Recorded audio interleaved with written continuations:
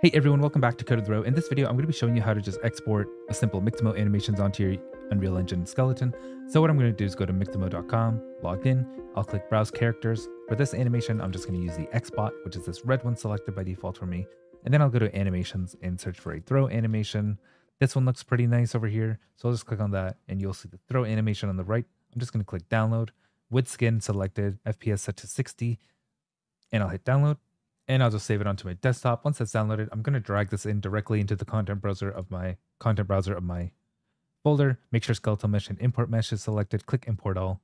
And once that's imported, you'll see this animation called throw underscore. For me, it's 3 because I've downloaded it a bunch of times.